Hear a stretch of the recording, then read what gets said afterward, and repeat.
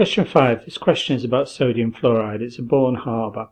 I've got to fill in the missing sections by completing the Born-Haber cycle and add the missing species on the line. So let's have a look. So I've got NaS plus half F2. The first thing I've got to do is atomize this. So it's the enthalpy of atomization of the sodium solid into sodium gas. So I've got to turn solid to a gas. I keep the half F2 the same, so I never change more than one thing at a time. My next thing that I've got to do is the first ionization energy of the Na to remove 1 mole of electrons. So I've got my E minus there, and I've got my Na plus, it's still a gas.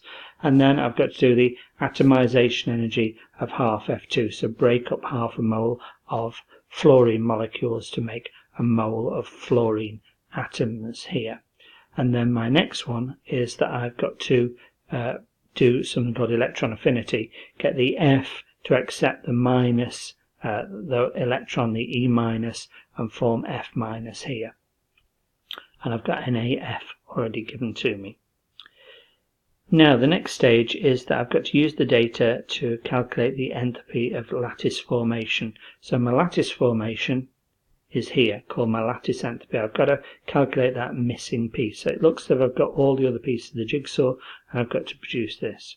So 109 is Na plus going to Na gas. So this change here is 109. Na solid going to Na gas.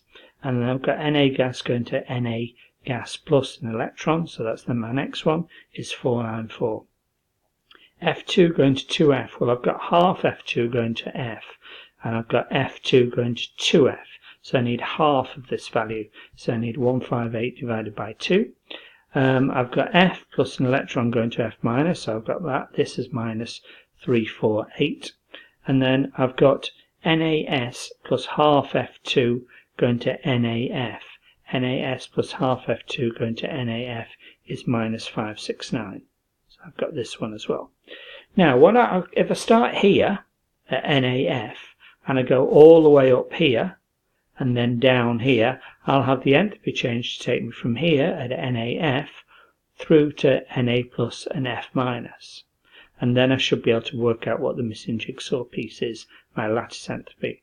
Now, to get from here to here, I've got to reverse this sign, because I've got from NaS and half F2 going to NaF. I want this the other way round, so I'm going to turn this arrow round to go from here to here, here to here, here to here, here to here, and here to here. So my value is turning the minus 569 round the other way, 569, and now add 109, 494, 158 divided by 2, which is 79, and minus 348, and that equals the lattice enthalpy. I've got to be careful with my directions, I'll consider that in a minute, but it equals a value of plus 903. My question is it plus 903, is it minus 903? Well, it's coming down, so it's a minus 903. So it's my lattice enthalpy is minus 903. Okay, it's because this value from here to here to here to here takes me from here to here.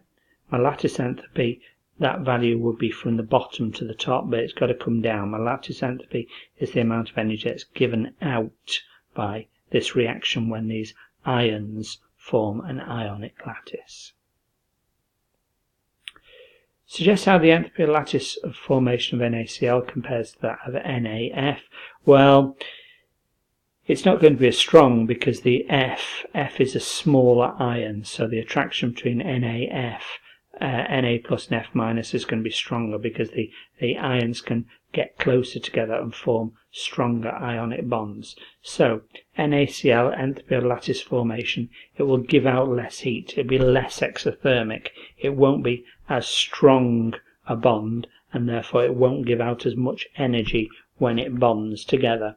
So strong bonds, when they form, give out a lot of energy. This one won't give out as much energy as NaF when the ions come together.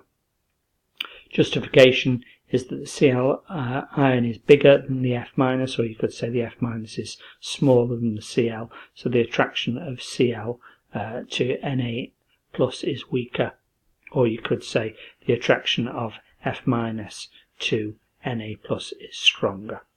Calculate the volume of fluorine gas at 298 and 100 kilopascals required to produce 1 gram of sodium fluoride by reaction with excess sodium.